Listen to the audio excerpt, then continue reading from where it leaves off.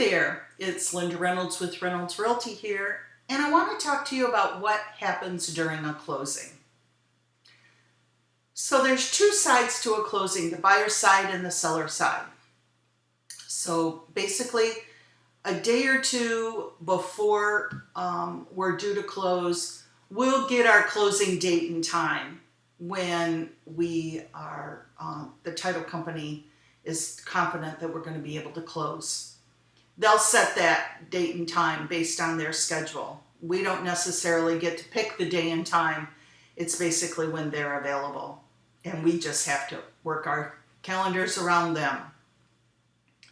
So you need at least one form of picture ID, and sometimes some title companies will ask for two. So bring two forms of picture ID just to be on the safe side.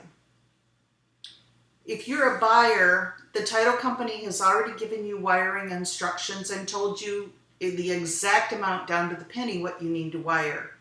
That needs to be done prior to showing up at the closing. You can't sign the paperwork and then wire the funds. You need to wire the funds before you come to closing. You need to do it at least a day prior, 2 days preferably, to make sure that the money can get to the title company in time. And for the seller, bring any extra keys, garage door openers, those sorts of things. Now you can give them one set of keys at the closing and leave everything else in the house. A lot of times what people will do is they'll pick a kitchen drawer, they'll put all the extra keys, the garage door openers, if you have a community pool key, any of that kind of stuff, they'll put it in one drawer. And that way it just makes it easier for you instead of bringing this big bulk bag of extra keys and garage door openers and all that, especially if you've got teenage drivers or multiple drivers. Let's say you've got 4 people living in your home that can have keys and garage door openers, then it can get to be a very bulky bag. So you can do that. And then at closing, you'll just say, here's, at the end of closing, you'll say, here's the set of keys. Everything else is in this drawer in the kitchen, and you'll identify the drawer. So basically, we all go into the conference room. The closer for the title company is the one who's driving the bus at this point in time. They come in with the package. They have stuff that the seller needs to sign, stuff that the buyer needs to sign. They will go through, they will explain everything. Typically, they'll start with one side, such as the seller. Seller doesn't have as much to sign as a buyer does. Now, if it's a cash deal, there's not a whole lot that has to be signed, and it can be done in a matter of 5-10 minutes. If it's a mortgage, that's a lot of signatures. And if you've taken out a second mortgage, you've done something called an 80-20 for 80% for the first, 20% for the second. Now you've got double the paperwork that you have to sign, and you're going to be there a while. So basically, I'm there, and I'm just sit back to witness the whole thing. There is a document she's going to ask me to witness. And other than that, you're going to be signing and initialing, signing, and passing paperwork around. So the money should already be at the title company.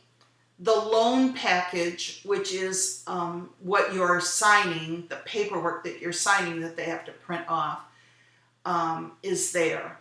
So a lot of times our closings might be put off because the lender isn't quite done yet. So when you get to the end of the process, we're at the mercy of the lender and the title company, and there's nothing I can do. At that point in time, it's out of my hands. And so let's think positive, and we're actually sitting at the table. So you're going to go through, and they're going to talk over the ALTA statement or the closing document with each of you. They're going to go through line by line, explain the cost and the charge and how the property taxes are being handled Any association dues are being handled, and the fees. Now, have you sign that document. On sellers, they're going to have you sign the deed over, because basically you're going to sign the deed over to the new buyers. The buyers, you're going to have lots of loan documents you're going to have to sign. And once all of this is done, she sends the loan package back to the lender. So she's going to leave the room and she's going to be gone for a while. We're not done yet. She's going to send the package up to the lender. Now, sometimes what they'll do is they'll do the buyer paperwork first. Then they'll leave the room and go send the package up to the lender.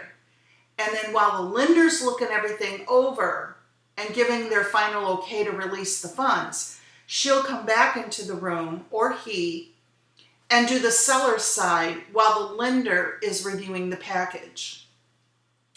They know best on lenders which ones need more time, which ones are pretty quick.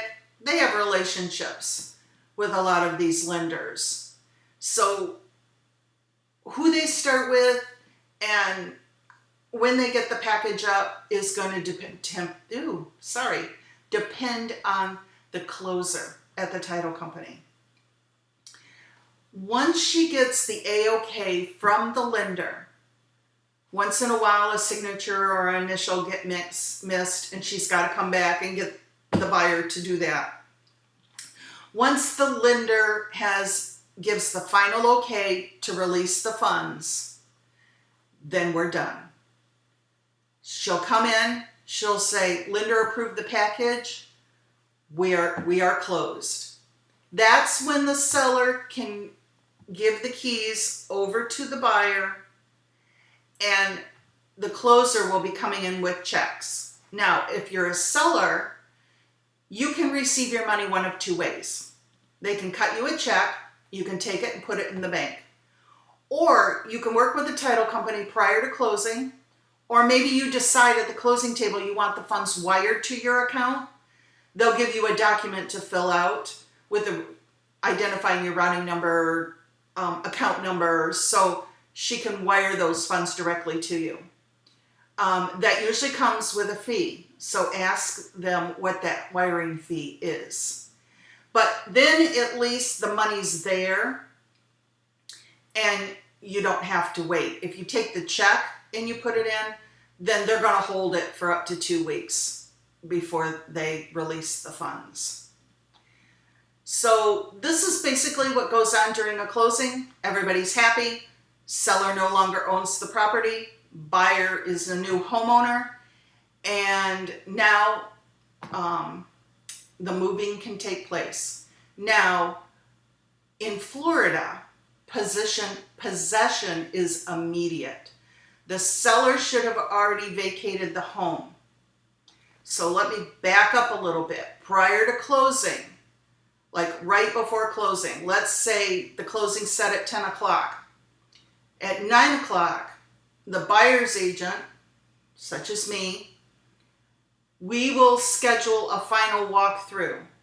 And we will walk through that property and make sure it's in the same condition as when we made the offer. And when we did the inspections, that things haven't been taken, that light fixtures and ceiling fans haven't been removed. Appliances that were supposed to stay there are still there and haven't been removed. So we'll do that final walkthrough. They should have already vacated the property unless previous things have been negotiated to allow them to stay after closing. That's very rare, very rare. So that home should be vacant at the time we do the closing because they have to surrender the keys. And so you as the buyer are going to be able to immediately start moving in. So hopefully this answered all your questions. I got a little out of order there, but I caught up. If you have any questions, feel free to put them down in the comments below. I have some free resources of some links down in the description. Feel free to look at those and see what you might be interested in. My contact information is below, my cell phone number, so you can call and text me. And also, if you would rather email me, you can send me an email. That information's in there as well. Hit the thumbs up button if you liked this video and you found it useful. Be sure to subscribe to my channel and hit the notification bell so you'll know as soon as something is uploaded onto YouTube. I look forward to hearing from you, and have a great day.